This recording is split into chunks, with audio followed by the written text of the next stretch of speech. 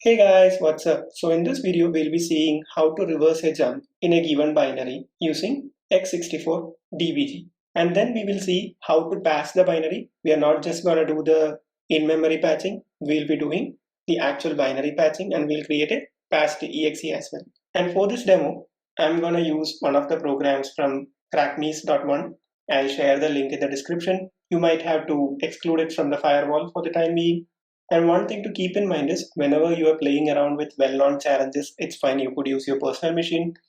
But if you are going to play around with a binary, which is from an untrusted source or that you are actually analyzing, please do it inside a VM. So once you download the binary, the challenge here is to capture the flag. I have already downloaded the binary here and I have done the extraction of the zip file as well. The password of the zip file is crackme.1. You can just copy paste it and it's going to extract. And you could run this program. Let's open the command prompt and you could run this and you could see it's printing try hard. And we have to change the program in such a way that it would print out the flag instead of the string. Now we could analyze this binary using detect_etc, and you could see that this is the base address of the image and this is the entry point of the image and various other details. It's not a .NET binary, and you could see it's a 32-bit executable and its subsystem type is console.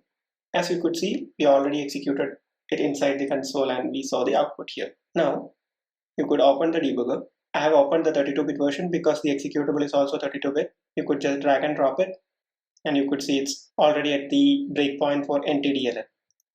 So there could be different modules within a program, and the current module that is under execution is already shown over here. Okay, let's get started. Just press F9 or you could click on the run. And we have reached the breakpoint, which is actually the entry point of the binary.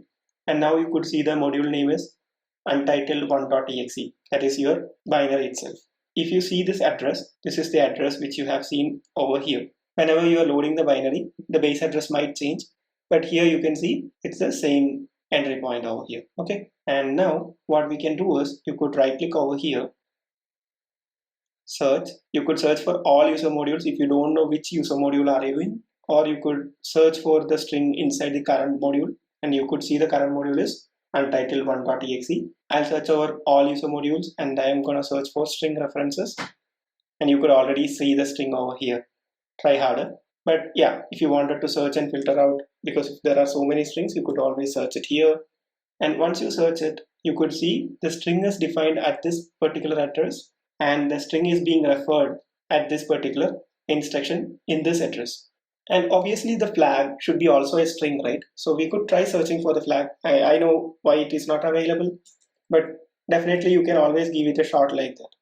And you are not seeing the flag here. And that is expected here, but sometimes some people may keep things as string and you could always search it like this. So try harder and let's double click on this address and it's going to take you to the instruction which is referring to the string. And as you can see here, it's a move operation. 4 bytes, that is D word, is being copied to the stack and then they are calling printf, which means this string is being passed as an argument to printf and printf is going to print it to the console. This executable is using CRT, that is the C runtime, so that it could use standard C functions like printf, scanf, malloc, etc.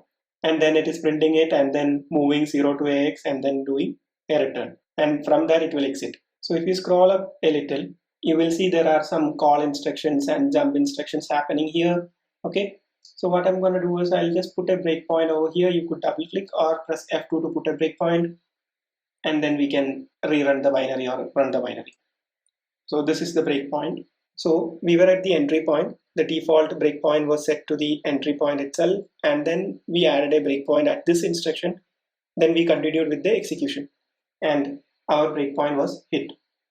Now what we could do is, so we could step to the next instruction just by using F8. And F7 can be used to going into, that is to step into and call or anything else. So here it is doing some move operations, and after you could see it's currently at the jump instruction and it is written that the jump is taken. And you could see that the jump usually happens, that is a for a conditional jump that happens based on the zero flag. And you could see it will jump to this instruction. You could see it from this arrow, and it is already written that jump is taken. It is jumping to this instruction where it is moving the pointer to the string to the stack and calling printf. Okay, now we wanted to skip that. We'll go to the zero flag. We can double click and it should toggle the value of the zero flag. That is, it should unset or set based on the previous value. And the moment I do that, you could see that the jump is not taken and this line is no more highlighted. That means it will go to this instruction instead of going to perform this move and calling printf. So we could press F8. Now it is gonna make this call. So I'll step into the call by pressing F7.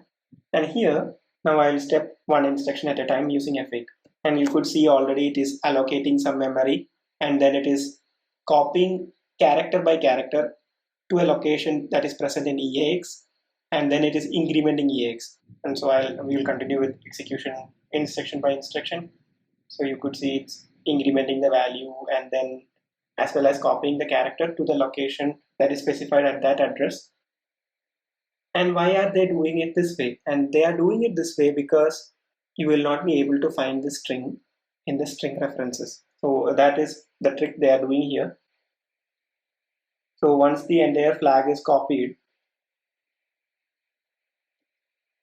they are doing a print and then they are returning. See, you could see the call happen. We went inside the call and it is copying the necessary characters into a given location and then they are passing that location into the stack and then calling printf and then returning from the function.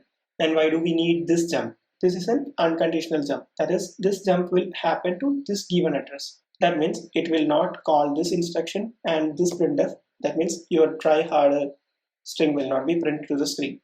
So if you go over here, by this time it would have already printed the flag, and we will verify this is the flag in a moment. And you could click over here and then continue with F8. See, you could see that it took the jump. Okay. So this is how you reverse a jump, basically by toggling the value of the zero flag.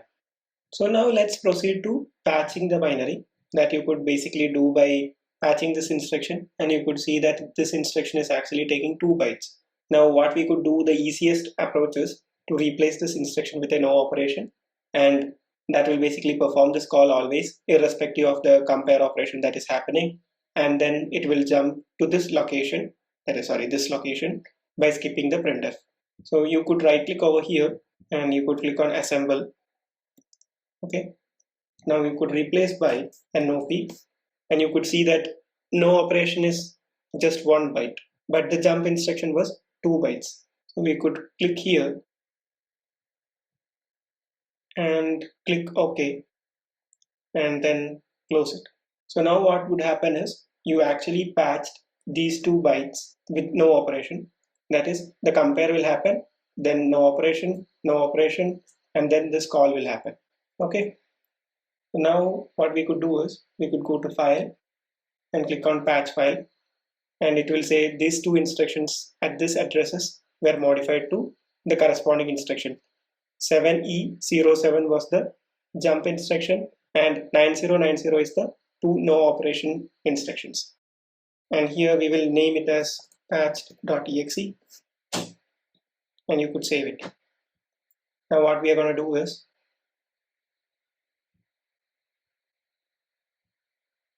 here you could see our binary, and we could go to the command prompt and give patched.exe. Defender is making some issues. I'll sort it out. So there were some issues with the Windows Defender catching it, and that is the reason I had to pause the video in between and then give it an exemption. And you could now use the terminal, run it as administrator, and cd and copy it to that path. Now you can run patch.exe and it should print the flag. So now without even the debugger in place, your exe is patched, and if you see the untitled one, if you are running, it is clearly saying that try harder, and if you run the patched one, it's saying this is the flag. And if you go over here, check the comments, you could see that is the flag that we got. So now in this video what we saw is how to do reversing a jump and how to patch the binary using x64dbg. Hope you guys enjoyed this video. Thanks for watching. Don't forget to like and subscribe. Thank you.